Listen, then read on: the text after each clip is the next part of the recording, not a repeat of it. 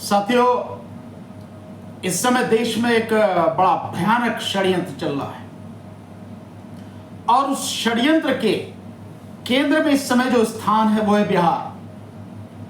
और उस षड्यंत्र को अंजाम देने वाली एक संस्था है इस देश की, जिसे सबसे ज्यादा ताकत दी गई है। वो संस्था है चुनाव आयोग। और चुनाव आयोग SIR यानी स्पेशल इंटेंसिव रिवीजन, यानी जो विशेष पुनरीक्षण एक अभियान चला रखा है मतदाता सूची के लिए, जिसमें बिल्कुल नए तरीके से मतदाता सूची बनाई जा रही है। ये सब कुछ उसके अंतर्गत हो रहा है और एक बड़ी जबरदस्त घटना हुई है। एक व्यक्ति ने पूरे चुनाव आयोग को, सभी चुनाव आयुक्तों को, विशेषकर जो मुख्य चुनाव आयुक्त है उन सबको नंगा करके रख दिया है कि जिस तरह से इस SIR के नाम पर धांधली चल रही है, लोगों के फॉर्म भरवाए बिना ही फॉर्म अपलोड किए जा रहे हैं, लोगों को फॉर्म दिए बिना ही उनके फॉर्म अपलोड कर दिए जा रहे हैं। ये जो सारी चीजें हो रही हैं, कहीं किसी में नाम नहीं है, कहीं किसी में माता पिता का नाम नहीं है।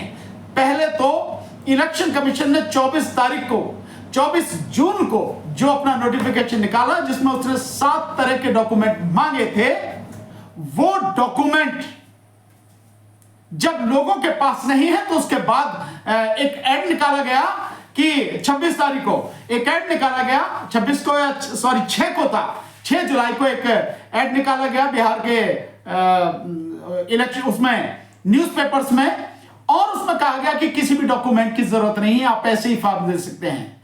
उसी जो इलेक्शन कमीशन ने निकाला था ऐड, उसी ऐड की जो है खंडन किया इलेक्शन कमीशन ने, हमने ऐसा कोई नहीं दिया।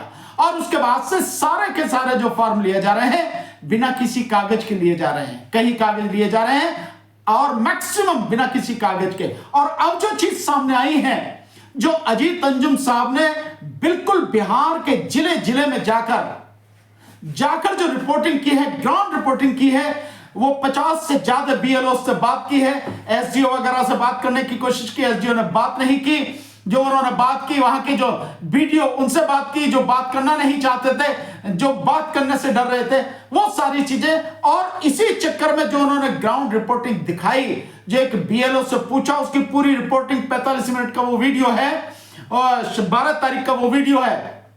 उस वीडियो के बाद जिस तरह की चीजें सामने आई हैं, पूरा इलेक्शन कमीशन, पूरी सरकारी मशीनरी, DM से लेके SD और उसके नीचे जो BDO और ये सब जो पूरी तरह से नंगे हो गए, उसके कारण अजीत अंजुम साहब के खिलाफ में FIR कराई गई है। बेगूसराय में FIR कराई गई है उनके खिलाफ। एक बलिया प्रखंड है जिसकी रिपोर्ट उन्होंने पूरी दिखाई। ये बहुत ही घिनौना कुकृत्य है कि एक पत्रकार जो जिम्मेदारी अपनी निभा रहा है पत्रकार के रूप में, और वो सच्चाई जो है, तथ्यों को जो का त्यों लोगों के सामने ला रहा है, दुनिया के सामने ला रहा है, इलेक्शन कमीशन के सामने ला रहा है। हो सकता है इलेक्शन कमीशन को भी ये सारी चीजें पता ना हो, सो उसे भी बताने के लिए जो ये सारी चीजें की जा रही हैं, एक व्यक्ति को उसकी मेहनत के लिए पुरस्कृत करने की बजाय उस व्यक्ति की जुबान बंद करने के लिए उस पर FIR की जा रही है। उन्होंने जो वीडियो बनाया वो पूरा 45 मिनट का वीडियो मैंने अपने फेसबुक पर भी वो शेयर किया है। और केवल वही नहीं, उसके बाद में जो उन्होंने दूसरा जब बताया है कि मेरे खिलाफ भी FIR हुई है, वो वीडियो भी मैंने अपने उसी फेसबुक पर, जिसका नाम है भानु सिंह करके, भानु सिंह जो मेरा वो है फेसबुक पेज है, उस पर मैंने वो भी शेयर किया है। साथ में इसके मैंने शेयर किया है उसी संदर्भ में, क्योंकि उसी संदर्भ में है। तो रविश कुमार ऑफिशियल में रविश कुमार जी ने बहुत जबरदस्त तरीके से सारी चीजों का खुलासा किया है और इसका जबरदस्त विरोध किया है जो अजीत अंजुम साहब के खिलाफ में FIR हो रही है। वो भी मैंने अपने उसी फेसबुक अकाउंट पर शेयर किया है। साथ में साथियों एक और वीडियो जो इसी के सिलसिले में पुण्य प्रसून वाजपेयी साहब ने बनाया है, वो भी वीडियो मैंने उसमें शेयर किया। इन सभी वीडियोस को देख के पुण्य प्रसून वाजपेयी साहब ने बहुत बढ़िया बात बताई है। उन्होंने बताया कि क्या ये सब कुछ इस तरह का है कि इस देश में 40% लोग चुनाव में वोट नहीं डालते, तो क्या ये सरकार ये करना चाह रही है कि लगभग 10% वोट है फर्जी अपनी बढ़ा लो, इसलिए नया ये चुनाव का जो पूरी प्रक्रिया मतदाता सूची की प्रक्रिया चल रही है, इस मतदाता सूची में पहले से ही अपने फर्जी 10% से वोट बढ़ा लो और उसके बाद आप बड़े मजे से चुनाव जीत जाएंगे। और क्योंकि 40% वोट डालते नहीं, तब किसका वोट कटा है किसका नहीं, ये बाद में आप रोते चीखते रहिए। तो इस तरह से जो उन्होंने चीजें बताई हैं पुण्य प्रसून वाजपेयी साहब ने, रविश कुमार साहब ने और अजीत अंजुम जी ने, और एक और वीडियो देखिए आप इसमें साथ में, वो मैंने अपने YouTube अपने फेसबुक चैनल पर शेयर नहीं किया, बट वो भी बहुत बढ़िया है, अभिषाक शर्मा जी का जो उन्होंने चीजें बताई हैं। मेरा जो आपसे कहना है, ये केवल इतना छोटा काम नहीं है या इतना छोटा मामला नहीं है कि बिहार में स्पेशल इंटेंसिव रिवीजन के नाम पर जो मतदाता सूची नई बनाई जा रही है, वो बहुत छोटा खेल नहीं है। वो इस देश के संविधान को खत्म कर जो बीजेपी आरएसएस चाहती है, मनुस्मृति पर आधारित संविधान, उसको लागू करना चाहती है, और ये उसके पीछे की प्रक्रिया है। मैं आगे आपको और वीडियोस में वो सारी डिटेल में चीजें बताऊंगा कि कैसे ये सब कुछ चल रहा है। लेकिन एक पत्रकार ने आपको नंगा कर दिया, पूरे इलेक्शन कमीशन को नंगा कर दिया, और नपुंसक इलेक्शन कमीशन इन बातों का जवाब देने की बजाय, ये गड़बड़ियों को ठीक करने की बजाय, सही तरीके से ये काम जो बहुत महत्वपूर्ण काम है चुनावी प्रक्रिया में, इसको करने की बजाय उसका मुंह बंद करना चाहता है। उस पत्रकार का मुंह बंद नहीं होगा। वो पत्रकार अकेला नहीं है, उस पत्रकार के साथ में भारत के सब लोग खड़े हैं, और उस पत्रकार के साथ में और कितने लोग खड़े हैं इसी से अंदाजा लगा लो। क्या दैनिक भास्कर के खिलाफ भी एफआईआर करोगे? दैनिक भास्कर ने 13 तारीख के अपने न्यूज़पेपर में वो सारी चीजें बताई हैं। उसके 100 पत्रकारों ने जमीन पर जाकर बताया है कि किस तरह से वसूली की जा रही है। वसूली किस बात की? बाकायदा एक बीएलओ को वो देखे, उसने बताया है उदाहरण देके कि बीएलओ जो है वहां जाके जो फॉर्म अपलोड कर रहे हैं, उस फॉर्म अपलोड करने की 40-40 रुपए ले रहा है। जब उससे पूछा गया तो कहता कि क्या चाय पानी के तो खर्चा ले रहे हैं भाई। ये दैनिक भास्कर की 13 जुलाई की रिपोर्ट है, बिल्कुल फ्रंट पेज पे पूरा छपा हुआ, पढ़ो उसे आप जाके। और किस तरह से धांधली की जा रही है, फॉर्म उससे साइन किए बिना, भरवाए बिना ही अपलोड किए जा रहे हैं। उसी दैनिक भास्कर ने फिर कल यानी 14 जुलाई को एक और जबरदस्त रिपोर्ट की है, और वो रिपोर्ट जो है जाके बेगूसराय का वीरपुर एक ब्लॉक है, उस ब्लॉक के संबंध में है। बताया गया है कि किस तरह से फॉर्म दिए बिना ही, फॉर्म उनसे साइन किया रहे बिना ही, फॉर्म भरवाए बिना ही वो सब कुछ अपलोड किए जा रहे हैं। और ये सब कैसे हो रहा है? बड़ी मजेदार बात है साथियों। हो कैसे रहा है? क्योंकि जो फॉर्म दिए जा रहे हैं वो फॉर्म क्या है, जो पुरानी वोटर लिस्ट है उसी वोटर लिस्ट का जो है फोटोकॉपी करा के फॉर्म के रूप में कराकर वो दिया जा रहा है। वही नाम वगैरह भरे हुए हैं। तो रिवीजन कैसे हुआ? ये उसी का नाम भरवा रहा, और आप भरवा भी नहीं रहे, साइन भी नहीं करवा रहे, जो मन में आ रहा है आप अपलोड किए जा रहे हैं। और यही नहीं, एक और बड़ी जबरदस्त, अजीत अंजुम साहब ने बहुत बेसिक सवाल उठाया है। हर जिले में जो निर्वाचन अधिकारी बने हुए हैं, ये एसडीओ और डीएम वगैरह, इनके माध्यम से बड़ा होर्डिंग लगाया गया। उस होर्डिंग में कहा गया है कि बीएलओ को 2 फॉर्म दिए जाएंगे, बीएलओ 2 फॉर्म लेके जाएगा, एक फॉर्म बाकायदा उसको देगा मतदाता को, और रिसीविंग उसे देगा, और एक उसे लेवेगा। यानी जो फॉर्म भरा जाएगा वो 2 फॉर्म होंगे, बिल्कुल एक जैसे भरे जाएंगे, एक उसको रिसीविंग के रूप में देगा और एक को जो है वो लाके अपलोड करेगा। एक भी बीएलओ ऐसा नहीं मिला अजीत अंजुम साहब को, 50-60 बीएलओ से बात करी, जिसने ये कहा हो कि हमें 2 फॉर्म दिए गए हैं। एसडीओ झूठ बोल रहा था, एसडीओ ने कहा कि 2-2 फॉर्म दे रहे हैं, लेकिन उन्होंने फैक्ट चेक किया। अजीत अंजुम साहब ने जमीन पे जाके लोगों से पूछा, कह रहे नहीं फॉर्म नहीं दिया गया। अभी तो एक ऐसा मामला आया कि उसके परिवार में 14 लोग हैं, 14 लोगों में से मात्र 7 लोगों को फॉर्म दिया गया, 7 लोगों को फॉर्म ही नहीं दिया गया। उनका 7 का भर के जो हुआ। ये कहानी हो रही है।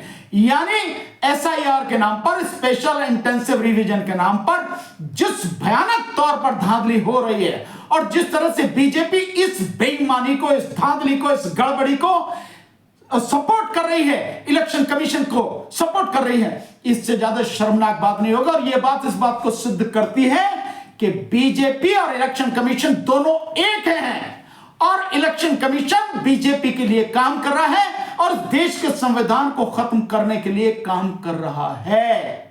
सो गड़बड़ियों को ठीक करने की बजाय पत्रकारों पर एफआईआर करना, और यही नहीं, राजीव रंजन जो न्यूज 24 के हैं, उन्होंने भी जिस बीएलओ से पूछा, उस बीएलओ ने सारी जो चीजें बताई, उस बीएलओ को सस्पेंड कर दिया गया, उसके खिलाफ एफआईआर कर दी गई। ये स्थिति चल रही है, कितने प्रेशर में बीएलओ काम कर रहे हैं और किस तरह से ये सारी चीजें करवाए। एक और बात, बहुत टेक्निकल और लीगल बात, जो बलिया प्रखंड बेगूसराय का, जहां पे जो बीएलओ है वो मुस्लिम बीएलओ है, उसने एफआईआर कराई है।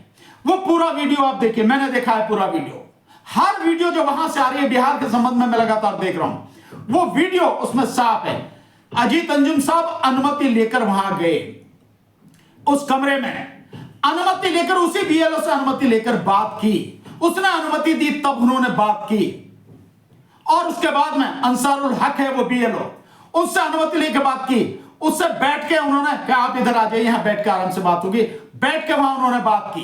तो जब सब कुछ उसने बैठ के बात की है, जो बात सवाल उन्होंने पूछे उसका जवाब दिया, तो उन्होंने अपराध कौन सा किया? अगर उसको लगता था कि सरकारी काम में बाधा पहुंचाई गई है, तो उस बीएलओ को तभी कह देना चाहिए नहीं हम आपसे बात नहीं कर सकते, हम सरकारी काम कर रहे हैं। तब भी अगर जबरदस्ती वो करते और इधर उधर उनके पेपर्स को करते, तब ये बात होती। और मजेदार बात इसमें और देखिए, जो एफआईआर अजीत अंजुम साहब के खिलाफ हुई है, 12 तारीख का वो वीडियो है। उससे पहले वही बता रहे हैं अजीत अंजुम साहब, एसडीओ जो था उसने उनको कहा, फोन किया 2 बार, जो बीएलओ था उसने फोन किया और कहा कि इसको अपलोड मत करें। उनके रिश्तेदारों के माध्यम से, क्योंकि बेगूसराय के ही रहने वाले हैं अजीत अंजुम साहब, उनके रिश्तेदारों के माध्यम से कहलवाया गया कि इस वीडियो को अपलोड मत कीजिएगा, लेकिन उन्होंने अपलोड किया। और उसके बाद हुआ क्या है, 12 तारीख का ये वाकया है, 13 तारीख की एफआईआर है। एफआईआर से पहले जो एक वो निकाले गए हैं, प्रेस विज्ञप्ति निकाली गई, प्रेस नोट निकाला गया है जिलाधिकारी के माध्यम से, जिला प्रशासन बेगूसराय के माध्यम से वो निकाला गया, और उसमें जो भाषा है, उसी भाषा को अगर आप देखते हैं तो वो भाषा आपको नजर आएगी कि एफआईआर की भी वही भाषा है और वही उस जो प्रेस नोट है उसकी भी वही भाषा है। तो ये सब क्या है, इसका मतलब ये सारा सब कुछ उस बीएलओ को दबाव देके सब कुछ ये सब कराया गया, झूठी एफआईआर कराई गई है। एफआईआर कराने से रोक लोगे क्या सच को बाहर आने से? ये तो हमें मालूम ही है कि क्योंकि मोदी की गुलामी करते हुए इलेक्शन कमीशन काम कर रहा है और मोदी सच से उसकी टांगे कांपती हैं, सच सामने आ जाए तो बिल्कुल नंगा हो जाता है मोदी और डरता है, कायर इंसान है, उसी के लिए ये सारे काम किए जा रहे हैं। तो इलेक्शन कमीशन क्यों नहीं कांपेगा? सच आने से आ गया, सच को जो दिखाया जा रहा है उस सच में जहां गड़बड़ियां हो रही हैं उसको ठीक करने की बजाय एफआईआर करी जा रही है एक पत्रकार पर। पूरा देश अजीत अंजुम के साथ में है, ऐसे तमाम पत्रकारों के साथ में है, दैनिक भास्कर के जो पत्रकार हैं हम उनके साथ में है, सारा देश उनके साथ में है कि वो इतनी हिम्मत के साथ जो हो रही गड़बड़ी हो रही है उस सच्चाई को लोगों के सामने लेकर आ रहे हैं। यही है इलेक्शन कमीशन का काम। क्या है इलेक्शन कमीशन का काम? है निष्पक्ष, स्वतंत्र और पारदर्शी चुनाव होना चाहिए। वोटर लिस्ट में ही पारदर्शिता नहीं है, पारदर्शिता उसका सबसे महत्वपूर्ण एक कार्य है। वोटर लिस्ट बनाने में पारदर्शिता नहीं है। सुप्रीम कोर्ट ने जो एक सुझाव दिया उस सुझाव को भी नहीं माना जा रहा और अपनी मनमर्जी से जो है वो सब कुछ किया जा रहा है। तो देश की तबाही ये देश देखेगा नहीं। किसी एक व्यक्ति के गुंडागर्दी करने से या किसी एक व्यक्ति द्वारा देश के संविधान को खत्म करने का जो प्रयास किया जा रहा है, देश किसी हालत में उसे कामयाब नहीं होने देगा। लेकिन एक सवाल मेरा यह है कि नीतीश कुमार जो सेंटर में जो सरकार चल रही है उसके वो सपोर्ट दे रहे हैं नीतीश कुमार, तो क्या नीतीश कुमार भी बिहार की जनता के खिलाफ काम कर रहे हैं? नहीं, बिहार की जनता बिल्कुल साफ है, बिहार की जनता के खिलाफ काम कैसे नहीं हो रहा भाई? अगर 10-11 दिन में 31 मर्डर बिहार में हो रहे हैं, जो राहुल गांधी जी ने जिसके विषय में सारी बात बताई है, कांग्रेस ने सारी प्रेस कॉन्फ्रेंस की है, सारे सबूत दिए हैं और न तो बिहार गवर्नमेंट न कोई उसका खंडन नहीं कर पा रहा है, ये सारी चीजें इससे साफ नजर आ रहा है। अगर ये गड़बड़ी हो रही है तो कौन कर रहा है? मुख्यमंत्री कौन है? नीतीश कुमार। वहां पर जो अधिकारी किसके अंडर में है? नीतीश कुमार के। वो जो सारे अधिकारी हैं, जब ये धांधलीबाजी सब कुछ कर रहे हैं तो उसके लिए जिम्मेदार कौन है? वही जिम्मेदार है।